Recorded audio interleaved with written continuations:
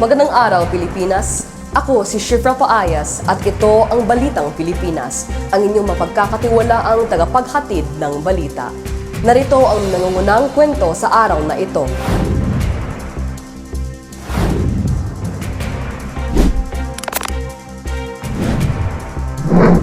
Pope Francis pumanaw sa edad ng 88. Bagong kurikulum ng DepEd tinanggal ang mga strands sa senior high school. Heat index ng ilang bahagi ng bansa umabot sa danger level.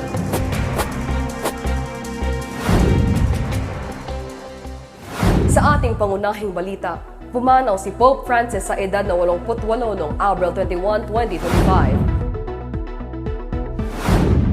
Para sa karagdagang detalye, narito si Zion Belleza, live mula sa Vatican.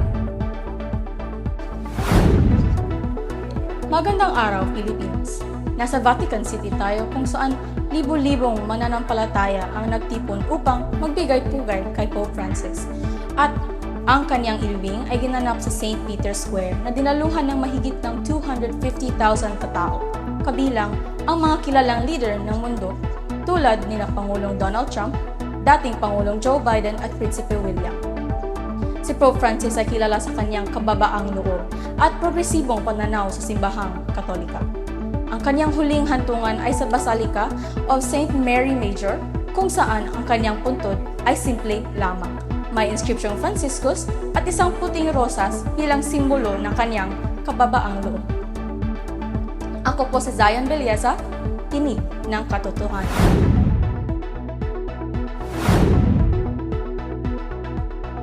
Maraming salamat, Zion. Ang pamana ni Pope Francis ay mananatili sa puso ng milyon-milyong Katoliko sa buong mundo.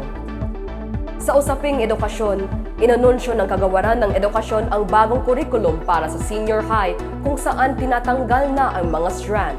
Narito si Hasna Dato para sa ulat. Layunin ng bagong kurikulum na bigyan ng mas malawak na kaalaman ang mga estudyante sa iba't ibang larangan. Sa halip na limitahan sila sa mga strand tulad ng STEM, FUMS, ABM at GAS. Ayon sa DepEd, ito ay upang mas mapagandaan ng mga mag-aaral ang iba't ibang oportunidad sa kolehiyo at trabaho.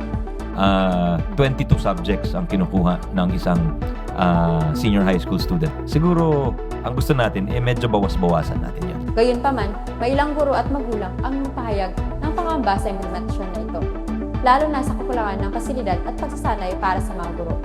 Ako po si Hasna Dato, para sa katotohanan, para sa bayan. Salamat, Hasna.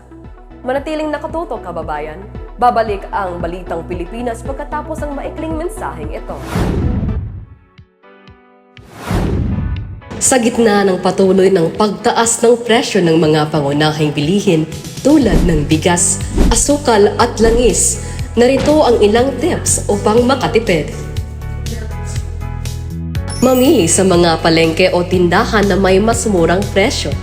Magplano ng lingguhang menu upang maiwasan ang sobrang paggastos. Gumamit ng mga alternatibong sangkap sa pagluluto na mas murang ngunit masustansya. Iwasan ang pagbili ng mga hindi kinakailangang produkto. Maging wais sa paggastos upang mapagkasya ang budget sa gitna ng inflation. Nagbabalik na kami sa Balitang Pilipinas. Ngayon, dumako naman tayo sa panahon. Nandito si Jabar Macaraya para sa ulat. Magandang araw, Shifra. Ayon sa Pag-asa, inaasahan ang matinding init sa mga susunod na araw.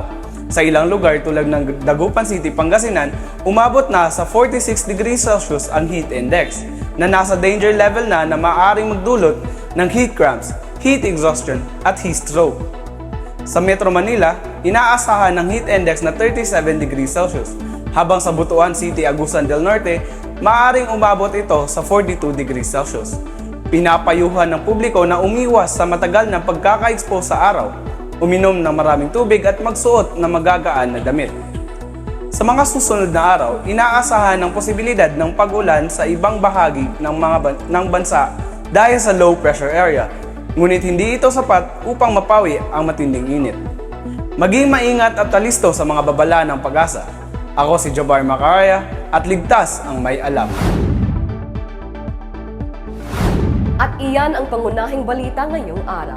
Nais kong pasalamatan ng ating teknikal na komite para sa paghanda ng script at pag-edit ng broadcast. Ako si Chef Paayas at ito ang Balitang Pilipinas. Hanggang sa muli, kami ang inyong sandigan ng matuwid na pagbabalita.